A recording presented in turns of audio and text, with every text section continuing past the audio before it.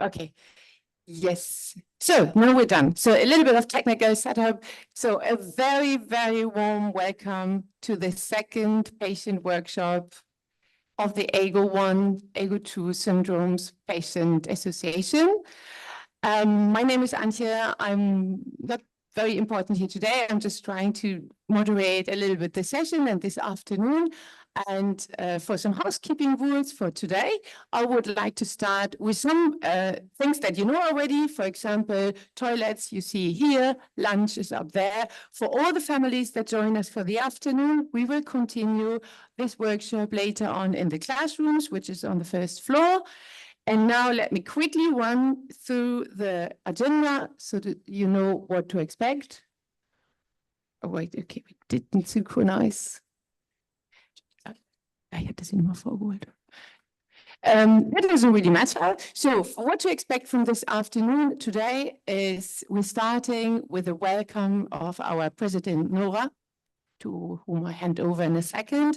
Then we have a patient panel where we invite four of our patients to come and join us and tell and share their stories, their moments, their aspects and facts and figures from life with AGO 1 and 2 affected kids and children.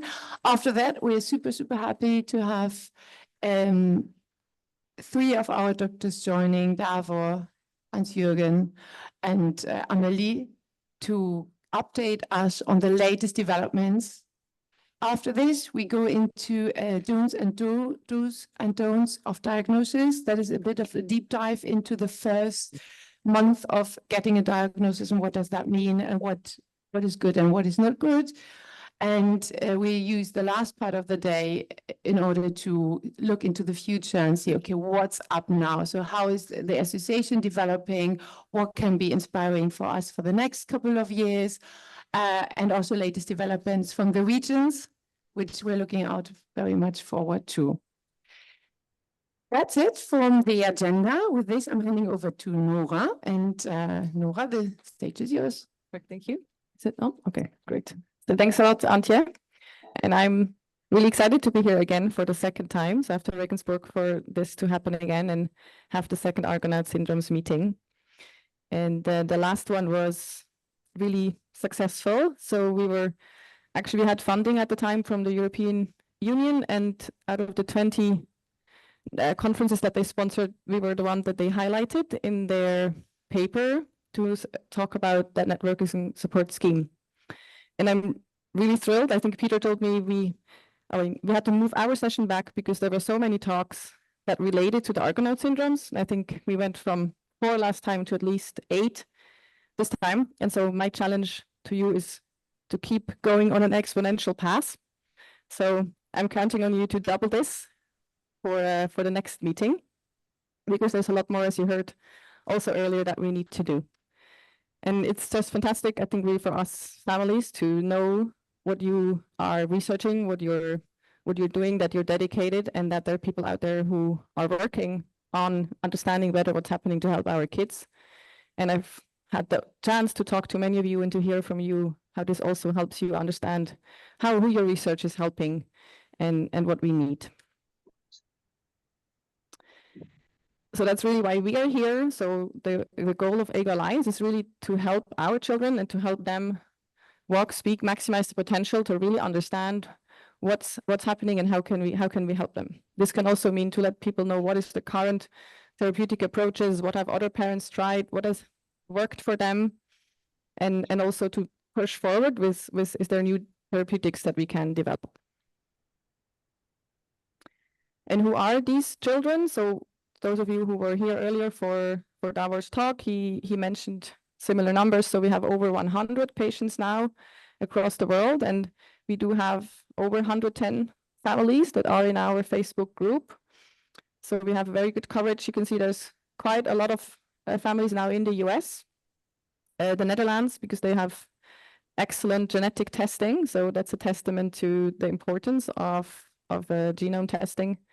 And then also quite a lot of other parents in Europe.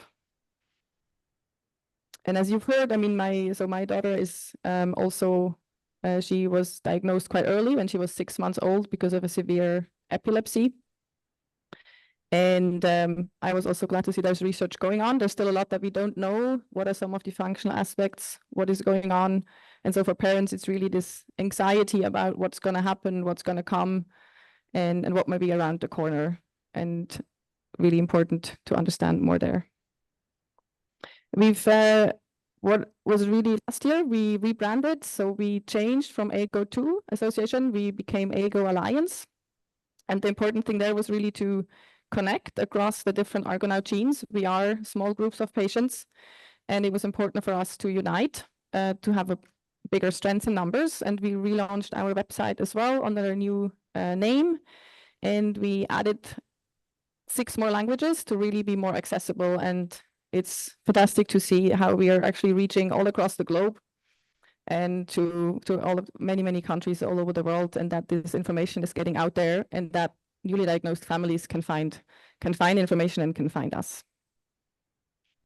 And so related to that, I'm very proud that we have come together as one family for the Argonaute genes, and are not feuding. And I know also that the research group, even though there is competition, but you're a closely knit group, and I think it's so important for a rare disease to keep strengths in the numbers. And here are just a few of the AGO1 parents highlighted who joined our team. Aldona, who sits in front.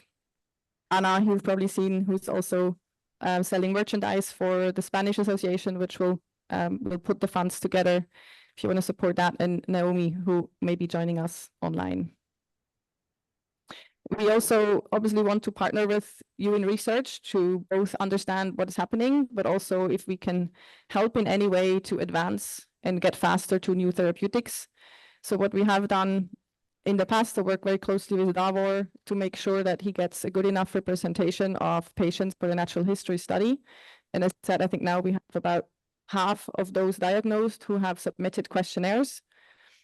If anyone is listening online in the families and you have not yet participated, you can still participate and be included in future analyses. It's really, really key that we get everyone because of diversity in symptoms that we see. We've also super happy to provide support letters. I mean, we've provided to Peter for the conference. We've provided letters to Kotaro for when he applied for an NIH grant. So if you are working on this and you need support and you need to show why your research is important to families out there and for the health, then please do get in touch. And we're very happy to help you with that.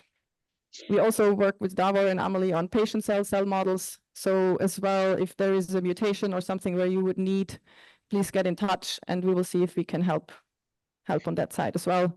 And as you've heard, if you attended the earlier talks, there's a lot more that we need to study and understand about the mechanism of disease, about the functional assays, how we can test this, and maybe start testing some therapeutic approaches.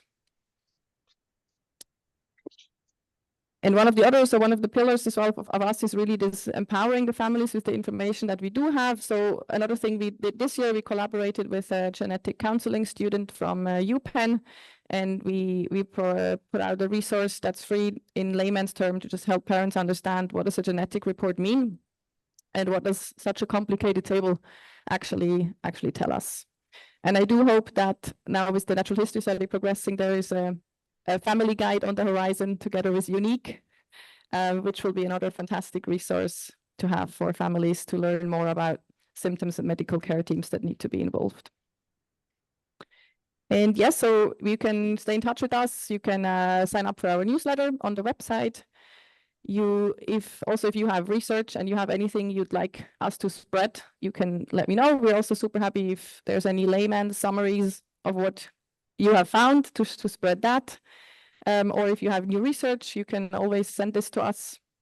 Or if you have preprints out on medRxiv, let us know. And you can also follow us on Facebook or LinkedIn. If you want to learn more, we share also patient stories there. If you want to just from time to time see where we're up to. And I'd like to thank, as Antje said, Davor, Amelie, and Hans-Jürgen will also be later today, and also for the dedication to continue on this. And as Davor and Hans-Jürgen say, it got named after them, so now they're sort of stuck with us. which is obviously very good to make progress. And then I'd like to thank Peter, who hosted us as well generously for the satellite. Aldona, who worked on the program and had the idea for the posters, which were a fabulous idea. And Iben, who is from Denmark and helped really a lot with the local logistics on the hotel and where we eat and the toys for the children. So thanks a lot. Ivan, who unfortunately is not here today, he's in Ukraine and couldn't get out of the country. He's been helping us a lot in the background.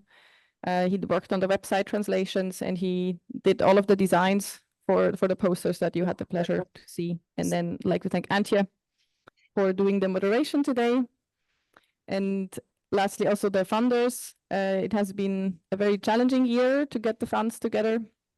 I wrote 25 grant applications and we got one approved for a portion of the money that we need.